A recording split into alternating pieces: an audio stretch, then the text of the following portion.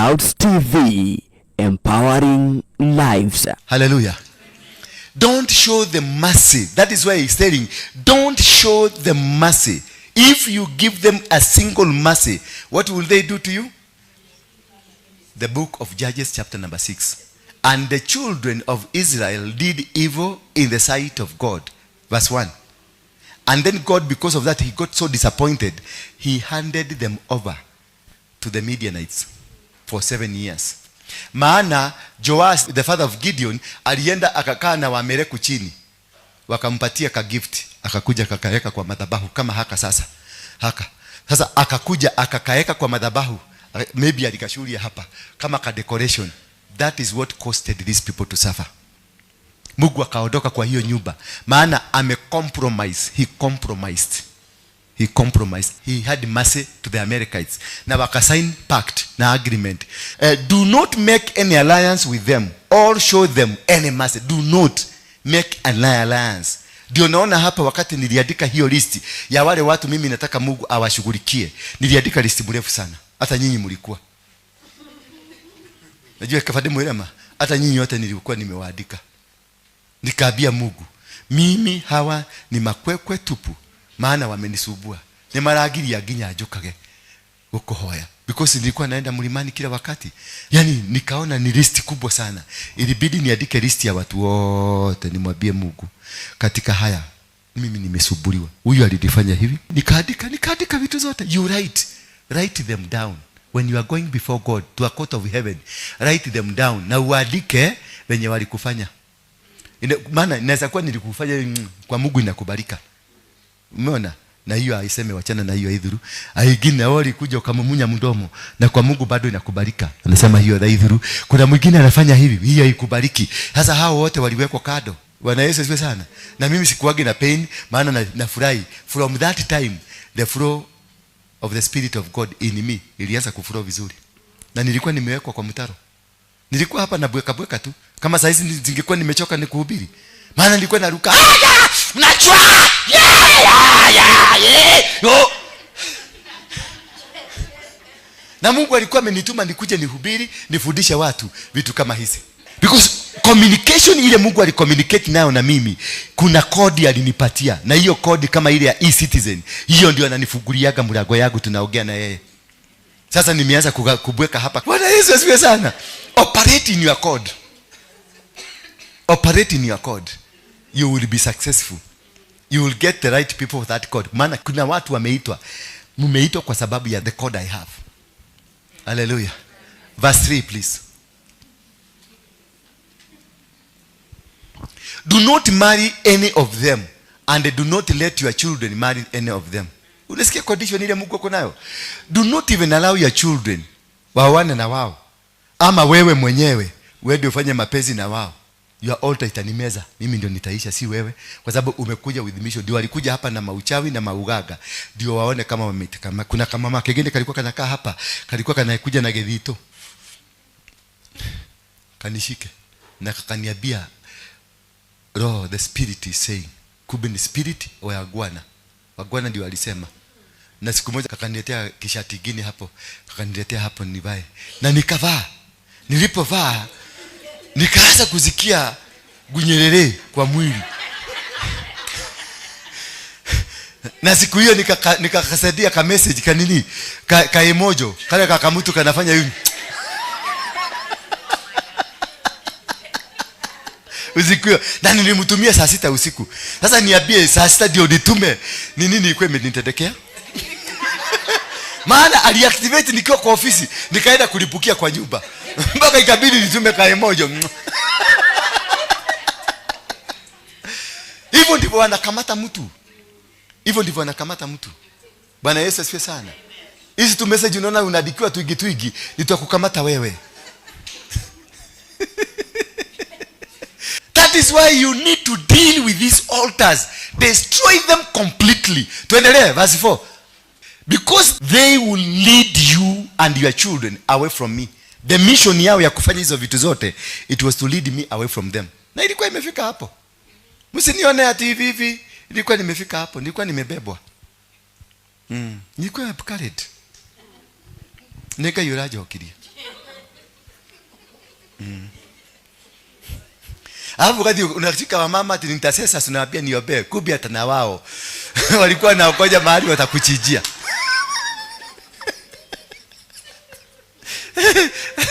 Hata nitasesa ati ya kanisa, kumbe wao ananiwa angaru go kirari yake. Ndio wanalikuwa yani an opportunity has come. Na unakuta akisema hapa, thank you Father, I glorify, Father I thank you, Father holy makaya. Boss, kumbe anarudisha shukrani, ameletewa mtu kwa mikono. Na unasikia you shall smite them. Hallelujah. Tuendelee hiyo verse nyingine. Verse 5. So then tear them down. Hapa rudisha 4. Hatuko tumemaliza 4. 4 please. Yes, Lord, and worship other gods. If that happens, the Lord will be angry with you. The reason they are trapping you is to make your God to be angry with you. Ndio akasirike na wewe, wapate mali ya kukupigia. Hakuna mtu ana uwezo wa kupiga wewe kama Mungu yako kona raha na wewe. If God is still smiling at you, nobody can touch you. Nobody can defeat you. And that is why ukiangalia all that time nilikuwa na hasira nyingi, maana walikuwa nataka kunirushia hasira. Uzuri ya Mungu yangu, tumetoka na yeye bali. Kutoka siku ya Mogeke. Imagine kule tumetoka na yeye. Kutoka kwa Mogeke, kutoka huko kwa Ukihii, kwa nini kupanda na yeye hivyo, akinishughulikia, alikuja na mimi akinipenda. Maana na mimi nimefanya struggle ya nchi hii sana. At least hiyo struggle ya kutetea nchi, I think hiyo tumaombi tudogo toa mama wazee na nini, na hii kukaa na hawa wazee ndio ilinisaidia. Maana immediately nilianzisha ministry, nilitafuta hawa watu wazee. Nimekuwa nikiwapatia chakula since then. Huko City Stadium. I have never, every week napatia nanga kitu. Kama si, na wengine hawa viwete wote, na hawa viwete na hawa waoni wote na walipiaga fare wote, na alafu na wapatia kitu hiyo kale kanyamu. Utakejile dio kele. Ende sasa ukuje na unifugie hivi, uone kama utaniweza. My God will do it. That is why God has always won battles for me. Otherwise siwezi. Nairobi utoboe, niambie pastor moja ametoboa. Anaitaka kuambia wao kuobe, kumbe ni wao. Sasa anaambia makobra, manyoka, matigers, wote. Sasa wanakuja wananiambia sasa, niko sasa usiku kama umelala unaobewa, unasikia umemezwa huko kwa tumbo ya nyoka kama nani? Kama Jona. Then anasema the Lord will be angry with you and destroy you at once. So they pick a war yako na Mungu. Ndio Mungu akupige. Wanatafuta, maana wanajua hawawezi kukupiga, hawana uwezo, maana you are chosen. So what they will do, they will inflict something that will cause God to be angry with you. Ndio Mungu akugoge. Bwana Yesu asifiwe sana. Verse 5. So then, this is how to do with them when you find them. So then tear them down. Tear down their altars. Break their sacred stones and pillars in pieces. Cut down their symbols of the goddesses, Asherah, and burn their idols. Hallelujah. If you do that, utaka kama Ndura. Ndura siku hizi ni smiling boy. Yes, utafurahia maisha ya dunia, utafurahia wokovu yako. Maana there is no altar that is now fighting you. Verse 6, hakuna umewaua, umemaliza. Finish them. Don't compromise. Don't compromise anything. Hata kama itabidi wewe ulale njaa, nenda ulale njaa. Do this because you belong to the Lord. Why are you doing all these things? Why are you doing all these things? Because you belong to the Lord your God. From all the peoples on earth, He chose you to be His own special people. So you are not an order. That is why they want to finish you. That is why wanakutumia kaimojo. That is why wanakufanyia vituko zote. Anything they do, because they know you are not an ordinary person. You are a special person. Deuteronomy 12 verse 1. I want to show you how again you need to do so that you can be able to win this battle. These battles have, here are the laws. After that now, amekwambia venye utabomoa. Sasa these are the laws to use. Here are the laws that you are to obey as long as you live in the land that the Lord your God has given you. God of your ancestors is giving you. Listen to them. Are you getting? It is not your land. It is the land of your ancestors. So you cannot be exonerated by the altars that were raised in the land ya baba yako. You cannot be exonerated. Because land ya baba yako haikuwa ya baba yake, ilikuwa ya guka. Haikuwa ya guka, ilikuwa ya guka waguka. Haikuwa ya guka waguka waguka, ilikuwa ya guka waguka waguka waguka waguka. So you are not exonerated from the altars that exist in that land. Maana sio yako. Kuna madhabahu zingine ziliinuliwa miaka 300 iliyopita. Na wewe umeokoka tu hapa miaka 2 unakimbia nyumbani kuvuja madhabahu ya nyumbani. I bring you down. Utakufa na utamezwa na hiyo altar ya huko. Na itakumeza na ulale hapo ndani na wakusahau. Here are the laws that you are to obey as long as you live in the land that the Lord, the God of your ancestors is giving you. Listen to them. Listen now. Are you listening? Tuendelee verse 2. In the land that you are taking. In the land that you? So anywhere you go, either it is a marriage, either it is a church, either it is a business unaanza, whatever that you are going to do new, these things are happening there. In the land that you are taking, destroy all the places where the people worship their gods on the high mountains. Destroy on the high mountains. Where bwana yako alikuwa naedaga na wasee pale. Kuna mahali bwana yako alikuwa naedaga mahali anaita wasee wanakuja wanakula kamuratina ama wanakunywa chupa. Kuna mahali alikuwa nazoea kukaaga. That is an altar. Destroy it. Bwana Yesu asifiwe sana. Na wewe kuna mahali ulikuta mama yako wanaedaga kukaa wakikula mshane na mama wengine. That's an altar. Destroy it.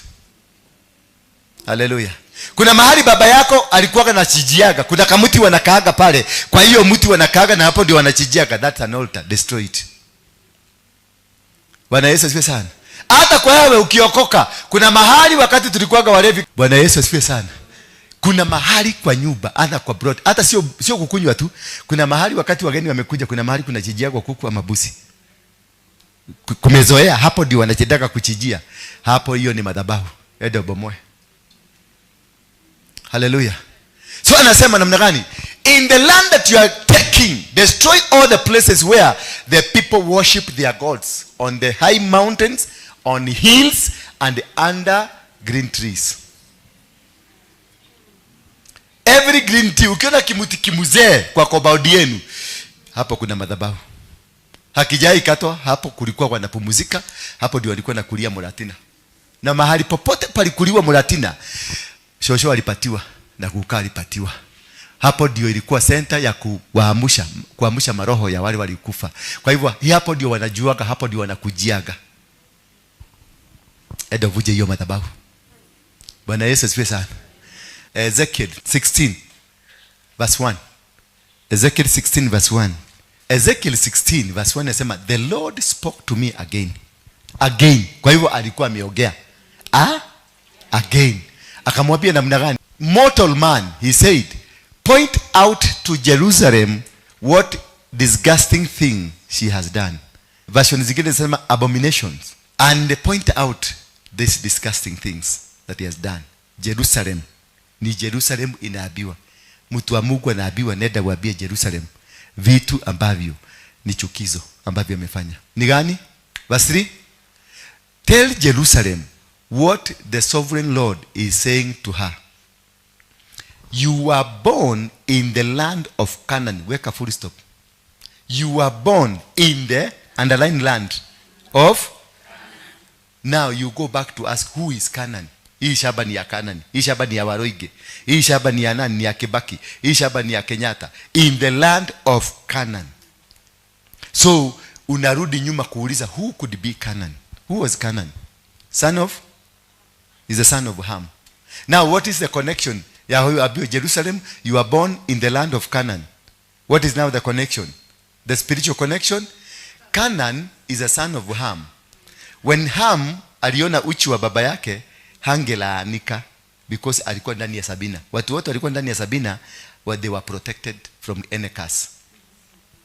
So the curse jumped from the father ikaruka kwa mtoto. Kama ile ya Daudi ikaruka kwa mtoto wake. Because Daudi hangelaanika. Are you getting me? So the curse iliruka. Curse ya baba yako inaweza kuwa ndio inafanya usafa za hizi.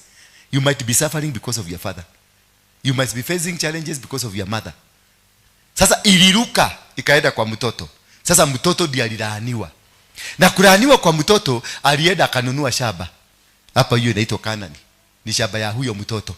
Sasa nao watu wa Jerusalem kama hapa Nairobi wakakuja wakajenga Nairobi hapa Jerusalem is a city.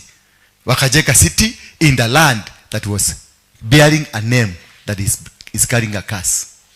So that is how your land can affect you. That is how your land. Maana hiyo land ya kwenu walichinja mabusi na wakanena maneno hapo. Katika hiyo land yenu waliita shosho, roho ya shosho, waliita roho ya guka, waliita mavitu, walifanya mavitu. Katika hiyo land yenu ndio your brother alisakamosaisiwa akamwaga damu hapo. Anywhere blood was shed because of a sacrifice or because of a particular reason, it is an altar. And the altar will speak according to that land. And according to what was said. Megabo. Ndio tunasema megabo na ingoki na irumi. Are you getting? These are things that come from your mouth. Megabo. So, this land now has been qualified to be one of the land that needs special understanding about it. Because it is bearing a name of a cursed person. So there is nothing can grow in this land. There is no peace until today. Jerusalem haijapata peace. Idimefanya Iran imegogwa kwa sababu ya Jerusalem. Maana Trump anataka Jerusalem ikuwe nini? Capital city. Na imekataa. Wamejaribu all these years, wamekataa. Na wameforce, wamegoga. Na wamegoga lini? Wamegoga leo kwa nini? Waligoga jana kwa nini? Did you understand? Jana na juzi, it was a prophetic day. Hallelujah. It was a prophetic day. Na tarehe 3 kutoka sasa 1, 2, 3 kutakuwa na blood moon itatokelezea. 3 days from today kutakuwa na blood moon. It is a transition. 30 years. The world operates in 30,000 years. Now you are getting into a new fresh of 30,000 years. That is why Ayatollah Khomeini lazima angeuliwa. Because Iran, it is the kingdom of what? The Persia. Na ndio ilikuwa bad, the kingdom of Babylon. So the kingdom of Babylon has been brought down. By who? By Trump, who is a trumpet. Are you getting me? By Trump, who is a trumpet. And he has destroyed the kingdom of 47 years when Trump is a 47th president of America. Hapa mumepotea kabisa. It was prophetic. The kingdom of Babylon has gone down. When? After we went to the mountain to raise the kingdom of God. So these things are operating. So when you are thinking that you can fight Waruinge, Waruinge is working with Trump. Maybe. Yes. We went there to the mountain to destroy the Babylon. Kwa sababu hiyo ndio ilikuwa ile mountain Kenya. Ile vitu walikuwa wameweka ndio ilikuwa inashikilia huko. That is why sasa wameshindwa kupanda. Si niliwasomea message hapa juzi. Wengine wameenda huko wameshindwa kupanda. Maana this is Mount Zion that is running the entire world. The power is here. So when I went nikatoa hiyo blanket, wamegoga. Musa amekufa. Na wao wataachilia mabomu za kinuclear. Umenielewa? Wataachilia mabomu za kinuclear. Na katika ile kuachilia watabomiwa, itakuwa ni kama Kwale. Watakuwa kama Saddam Hussein. Bwana Yesu asifiwe sana. Sijui na wastua leo kwa nini. So from today, the first, it was a transition to the new 30,000 years of the transition. Sasa officially the kingdom of God has been established. It was established today. The third day kutakuwa na blue moon. Mwenye ataconnect na mwenye atamiss. Na kutakuwa na stars zitakuwa 4 on the 4th day. 16th day, sorry. Kutakuwa na stars 4 zitakuwa zimezunguka mwezi. Meaning the kingdom has come. Hallelujah. Bwana Yesu asifiwe sana. So that is when you will know what we've been doing. mwezi wa kwanza unaanzanga mwezi wa 3. Are you getting me? Because mwezi ulikuwa unaisha na cycle ya 28 days. If you remove this extra waliweka, mwezi wa 3 ndio Januari. Ndio mwezi unaitangwa Nisan. Ndio Januari. Sasa ukienda na kalenda ya mama ya 28 days. Because mama ndiye anakuanga na kalenda ya 28 days. Na ndio unaona sasa kutakuwa na red moon. Na wamama wengi mtakuwa na red moon. Bwana Yesu asifiwe sana. So the transition you are about to experience from today. From what? Today. Baka tarehe 16. Tarehe 16. Mtaona a lot of transition in you. Spiritually mtakuwa mumeinuka. Na utajisikia ni kama uko mchofu kila wakati. Because already you are connected to the energies. They are now empowered. You will never be the same again if you know how to connect. The reason niliwaambia mkuja na nini? Na sacrifice. Ndio mujiconnect na the transition of 30,000 years to come. Then tell Jerusalem what the sovereign Lord is saying to her. You are born in the land of Canaan. Kwa hivyo tumejua the land of Canaan is associated with who? The father Canaan, who was cast. Now, number 2. Your father was an Amorite. Who are the Amorites? Yeah? They were idol worshippers. Those are the people ambao walilala na manini? Walifanya incest. Na wakarara na aliens. Wakasaa giants. So your father comes from a generation that was against God. That's number 2. Number 3, and your mother was a Hittite. Wahiti walikuanga wachawi. Wahiti wote walikuwa wachawi. And your nini? Your mother was a Hittite. Tuendelee 4. When you were born, no one cut your umbilical cord or rubbed you with salt or wrapped you in clothes. Meaning, your umbilical cord connects you with your mother and your father. And what connects you with your mother and your father connects you with your land. So for you to be free from the connection of your father, your mother, your land, the umbilical cord ndio ilikuwa inakatwa disconnect from the things of your parents, from the things of your land, from the things that inaweza kukufuata. Ndio maana tulikuwa tunakatwa kitovu na kinafanyiwa sherehe. Sasa hiki kitovu kinaweza kia huyu hakikukatwa. So this man is still connected to the curse, connected to the Amorite, connected to the Hittite. So who are you? It is a connotation. So you are much dangerous than anything, because wewe ni connotation, mixed grill ya tabu ya kutoka kwa mama yako, tabu ya kutoka kwa baba yako, na tabu ya shamba ya kwenu. Are you getting me now? So wewe hata ukiokoka uokoke na bado umekamatishwa na tabu, hauwezi kufaulu. Utashida hapa ukiomba, ukiambia Mungu nione, Mungu nikubuke. Kaide ndare gadena, urare gadena na dura disconnect. Ndio tunafanyanga ibada ya kukata kitovu. Ni kudisconnect from your ancestors.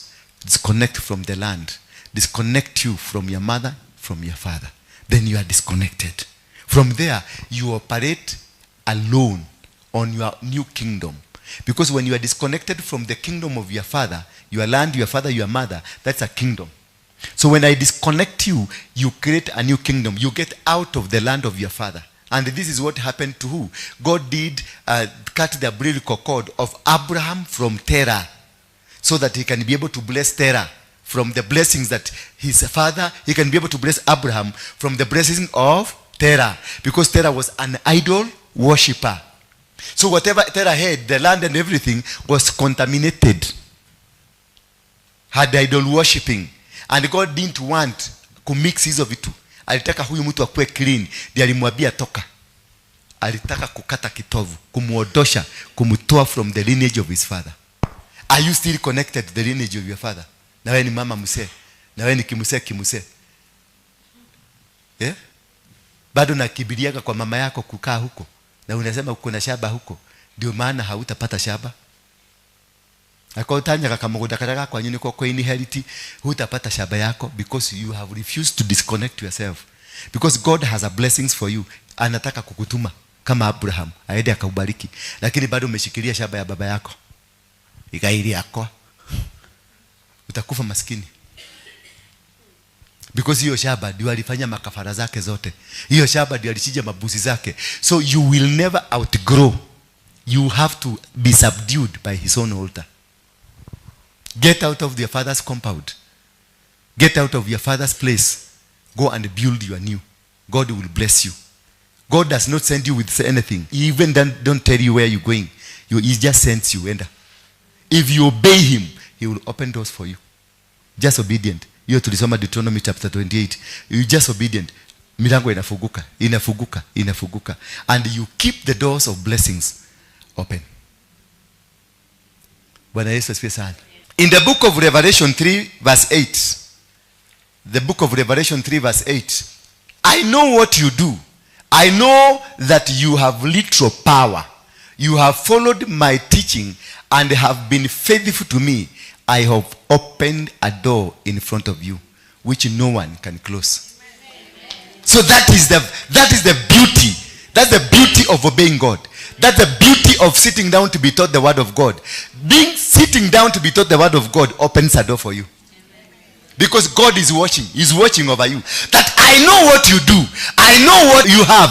A little power. Yani hauna power. Uko na little power. Because you are not empowered with the word that nimewakufundisha leo. Now you have the power. Sio ile ya uburu. Msiende kusema mnataka power. Ndio mpata nini? Power. Ama aende bwex. Wanaana siku hizi anasema anataka bwex. I know what you do. I know what you have a little power. You have followed my teachings and they have been faithful. That's the beauty of following the teachings of God. That's a beauty. There is a reward for that. There is a reward and God will give you a reward. Because of listening to his word, then he will drive you to where you are supposed to be. Then verse 9. Listen, as for that group that belongs to Satan, those liars who claim that they are a Jew but are not, I will make them come and bow down at your feet. They will all know that I love you. That's the beauty of learning the word of God. The beauty of coming closer to God. The beauty of being a God follower. Just have that beauty. Just admire. Tafuta hili neno na neno litakuweka huru. Tuangalie kitabu ya Genesis chapter number 28 verse 11 to 17. Chapter 28 of Genesis verse 11. Twende tukirukaruka haraka kidogo. At sunset he came to a holy place and camped there.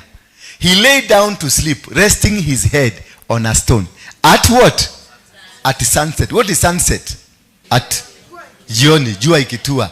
Baada ya kuchoka, akaenda kalala, kajiwe. Now I want you to see the connection of God. When you are at the right place, doing the right thing, being in the right position, things just happen to you. And you find yourself where God wanted you to be, without knowing. Tuendelee verse 12. He dreamed that he saw a stairway reaching from earth to heaven, with angel going up and coming down.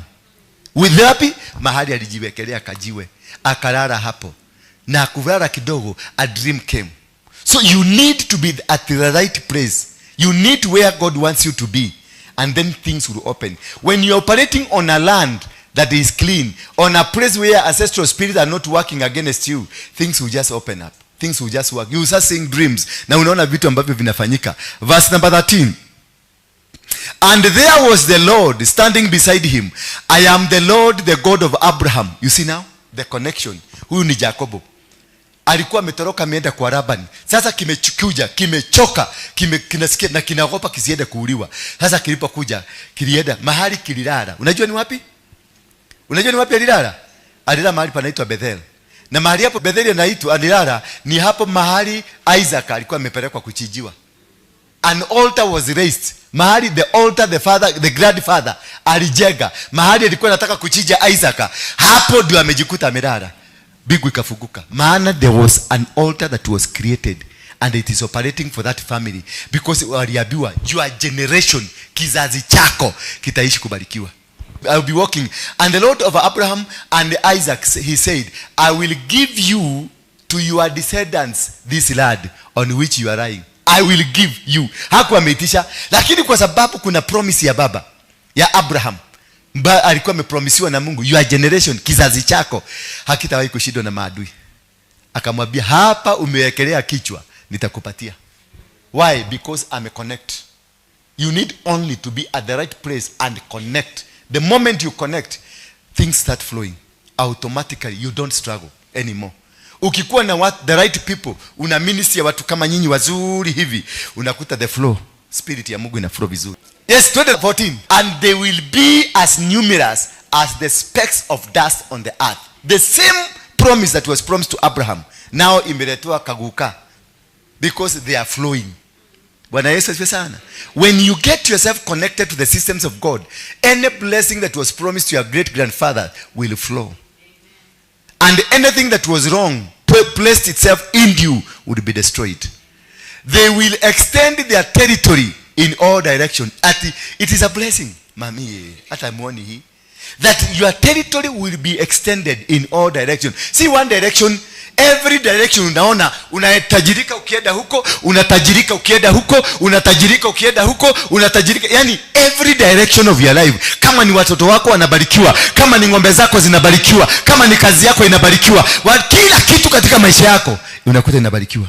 Inaenda kifunguka, inafunguka. Your territory will be extended, yeah, in all direction, and through you and your descendants I will bless all nations. Through you. Ha!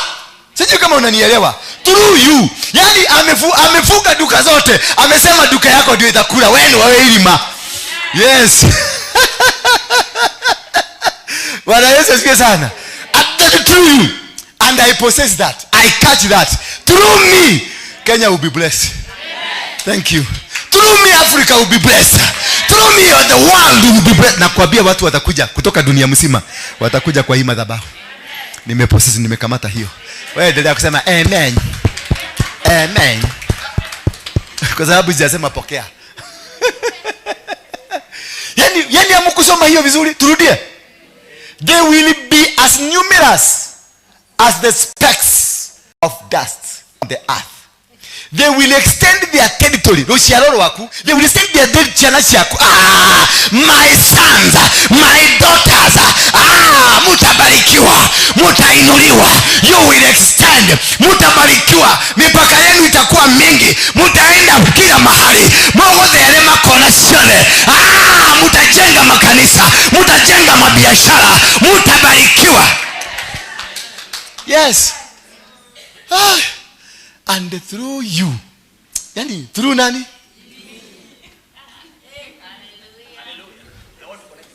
Yes. Through who? That is through and your descendants. Wewe na uzao wako, watoto wako, wajukuu wako, vitukuu vyako, all the generation of your life, watu wenu watabarikiwa kwa sababu yako. That is through you.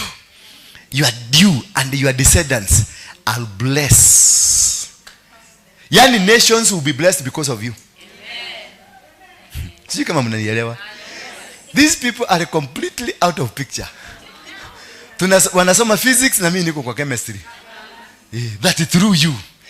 Through what? Through you. Descendants will bless all the nations. I will bless all the nations. Verse 15, please. Remember, I will be with you and protect you wherever you go. I will bring you back to this land. I will not leave you until I have done all that I have promised you.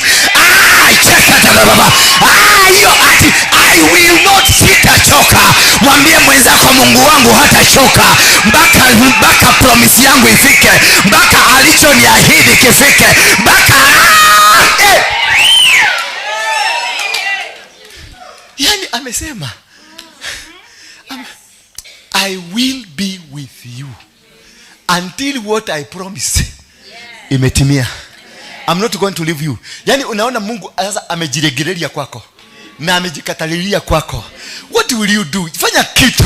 Huyu Mungu akatalilie kwa shamba yako. Huyu Mungu akatalilie kwa biashara yako. Huyu Mungu akatalilie kwa watoto wako. Huyu Mungu akatalilie kwa huduma yako. Mungu ninakualika kwenye huduma yangu. Mungu ninakualika kwenye watoto wangu. Mungu ninakualika kwenye biashara yangu. Kuja katalia hapa. Kuja katalia hapa.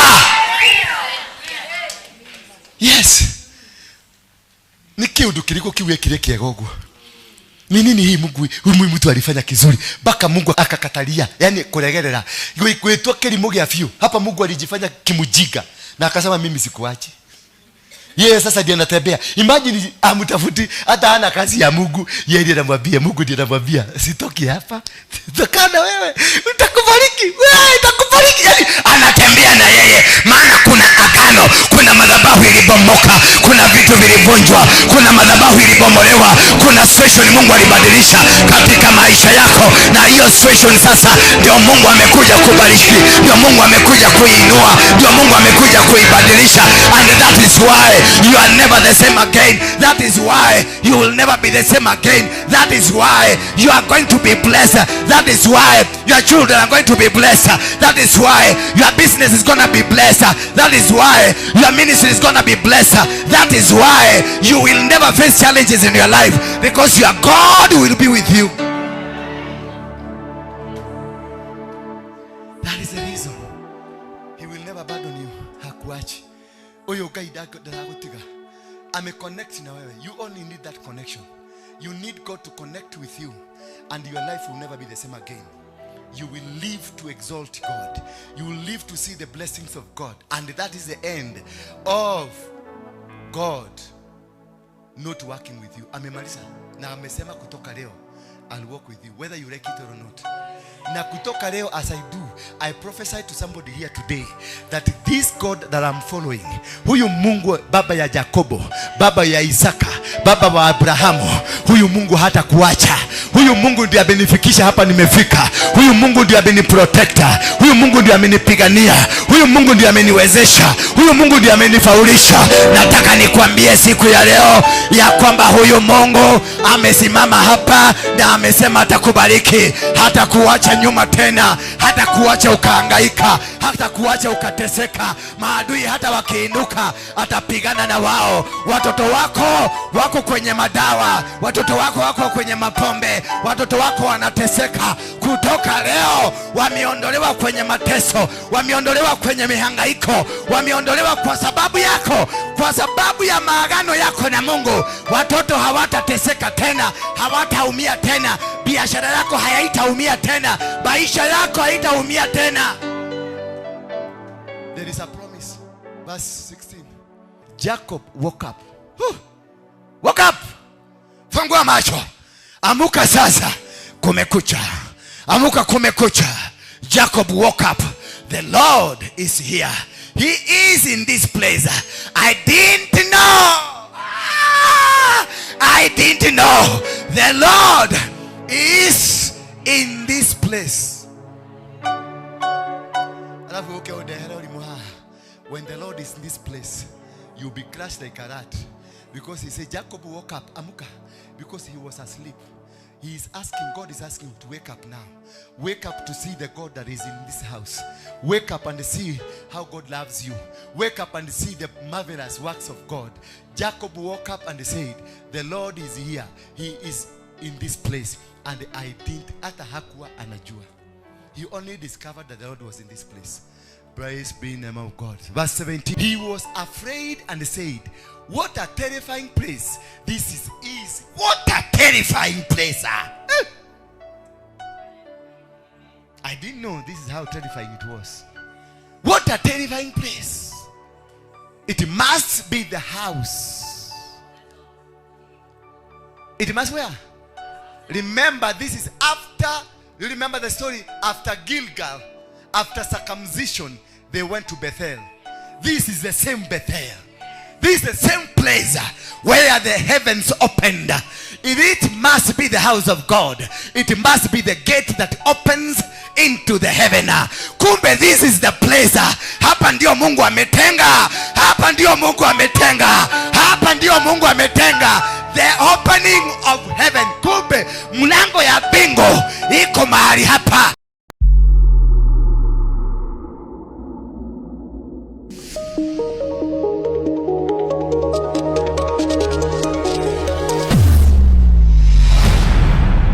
Bethel Clouds TV, empowering lives.